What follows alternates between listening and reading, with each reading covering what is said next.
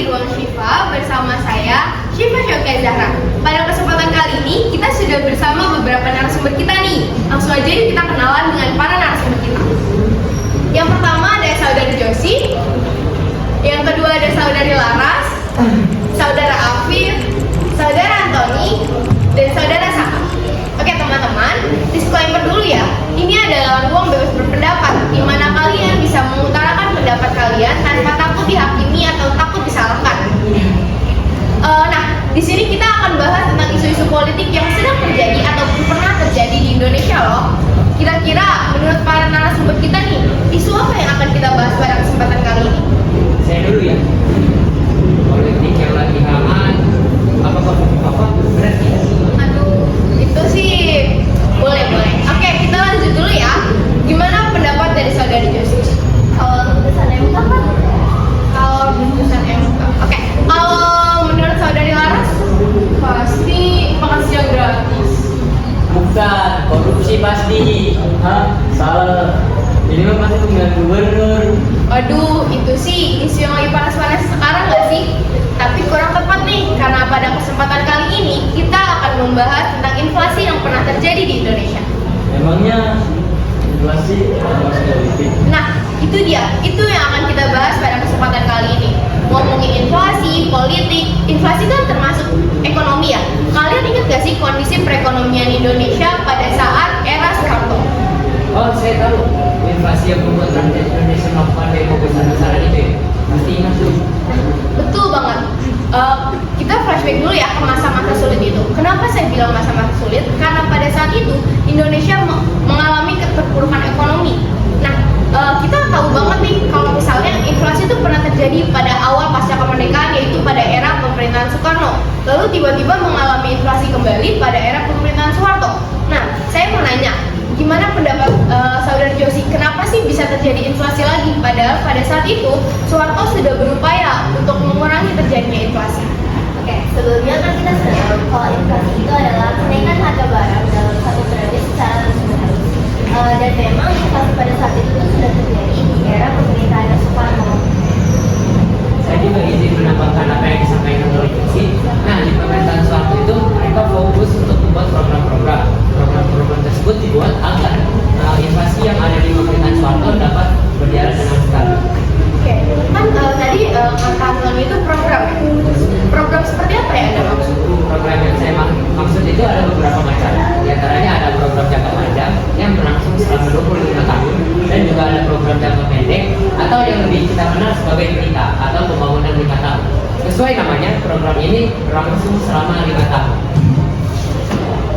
Ada lagi yang mau menambahkan mungkin? Nah, gara-gara program tadi itu rupiah kita naik, jadi $1 itu setara dengan Rp2.000 hingga Rp2.500. Dari kalau yang saya dengar ya, dari jawabannya Antoni dan juga Saka, berarti kan itu positif kan? Nah, berarti bisa dikatakan program tersebut berhasil dong? Berhasil. Serius berhasil? Iya dong, berhasil. Nah, kalau menurut Anda berhasil, kenapa tiba-tiba bisa naik lagi? Padahal tadi Anda menjawab kalau program ini berhasil. Iya, mungkin memang saat itu ekonomi sedang menjadi pusat perhatian pemerintah. Nah, sebagai dampaknya di pemerintah Soeharto itu banyak sekali hal yang dibatasi seperti kebebasan berpolitik dan dibatasi pendapatan. Kayak dulu orang dibatasi pendapatan dan juga ketidakpedulian pada daerah pinggiran.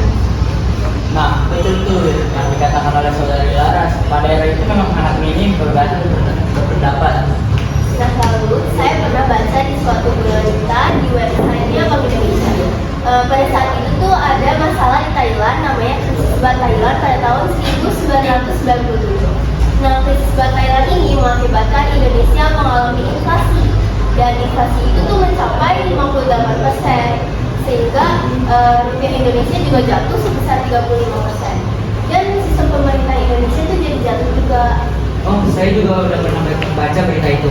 Karena peristiwa itu terjadi, maka terjadilah lonjakan harga barang. Sehingga pada 8 Januari 1998, para rakyat berbondong-bondong untuk membeli barang secara besar-besaran. Nah, pemerintah yang melihat itu langsung menyadari dan mereka memberikan himbauan kepada rakyatnya agar tetap tenang dan jangan panik. Karena mereka akan menyediakan kebutuhan pokok pada rakyat tersebut. Oke, kan tadi udah dibilang kayak gitu kan. Nah, saya penasaran nih, apakah setelah itu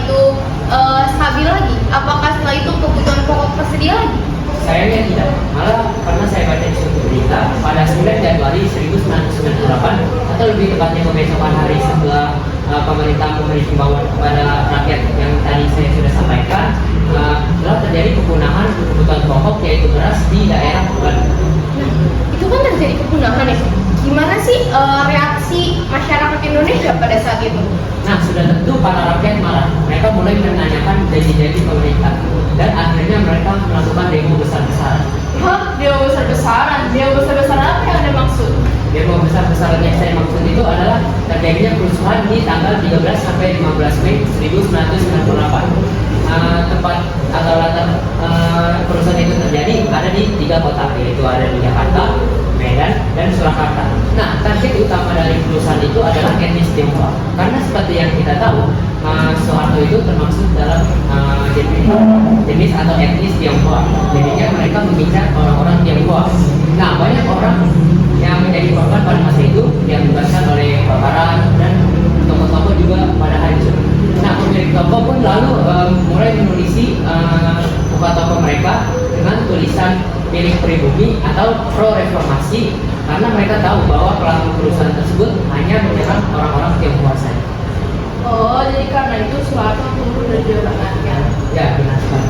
Wah, itu informasi yang sangat bagus ya. Nah, kan tadi Laras dan juga Tony sudah menyampaikan pendapatnya atau ceritanya. Saya mau tahu nih, gimana sih pendapat Afif, Saka, dan juga Josie terkait dengan, kan kita lagi bahas soal perekonomian, soal inflasi, soal politik. Nah, sebenarnya apa sih hubungannya antara inflasi dengan demokrasi sendiri? Saya duluan ya. Menurut saya hubungan antara inflasi sama demokrasi sendiri itu dengan ada inflasi, kesenjangan ekonomi itu semakin meningkat. Mungkin bagi golongan atas, inflasi yang meningkat itu adalah hal biasa. Namun bagi golongan bawah, inflasi meningkat itu sangat membuat mereka sengsara. Betul sih, jangan meningkatnya inflasi. Ada inflasi sedikit saja cuma membuat golongan bawah sengsara. Mereka memikirkan mau makan apa besok, bagaimana ke depannya, dan cara mereka bertahan hidup. Hanya itu saja sih, adanya inflasi yang membuat anggaran negara berkurang. Dikarenakan adanya utang yang semakin besar apabila terjadi inflasi dan menyebabkan krisis pekerjaan masyarakat kepada pemerintah.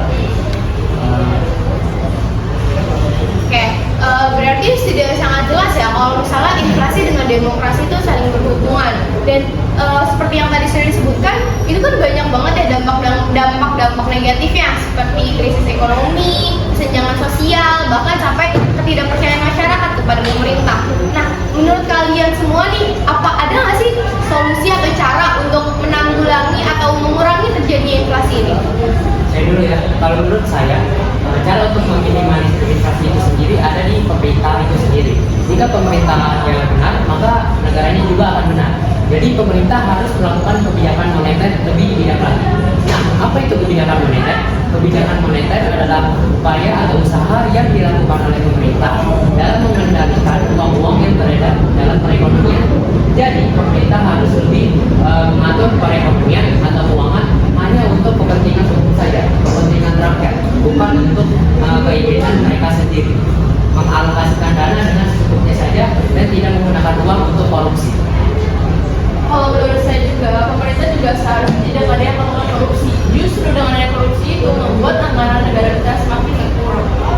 Kalau menurut saya untuk masyarakatnya sendiri, kita harus memilih mana kebutuhannya yang memang harus dipenuhi, mana yang hanya cuma keinginan, dan juga kita tidak berboros, tidak boleh foya-foya, dan harus hidup saja. Dan kita juga harus belajar menabung sejak kecil. Karena jika kita dalam keterpurukan, kita sudah mempunyai uang tabungan. Kalau saya sih, pemerintah harus mulai sekalian rakyat, apa yang dibutuhkan rakyat, dan mau mendengarkan usulan rakyat. Wah, itu cara-caranya sangat bagus banget. Apa ada lagi yang mau menambahkan mungkin? Sudah cukup? Oke, kalau sudah cukup, saya izin menyampaikan kesimpulan pada kesempatan hari ini, boleh? Oke, dari hari ini, saya dapat mengambil kesimpulan bahwa inflasi dengan demokrasi itu saling berhubungan erat untuk mempertahankan stabilitas dan dinamika sistem demokrasi sendiri di Indonesia. Karena dengan adanya kestabilan perekonomian, maka demokrasi di Indonesia juga akan stabil. Serta tidak akan terjadi lagi peristiwa seperti pada tahun 1998. Oke, sebelumnya terima kasih kepada narasumber kita hari ini yang sudah bersedia bersedia hadir dan menyampaikan pendapatnya. Terima kasih untuk semua yang sudah bersedia menemani kita selama beberapa menit ini. Saya pikir cukup sekian sesi Ruang Shifa kali ini. Saya Shifa Syaukia Zahra pamit undur diri. Bersama Ruang Shifa merajut demokrasi, mengembangkan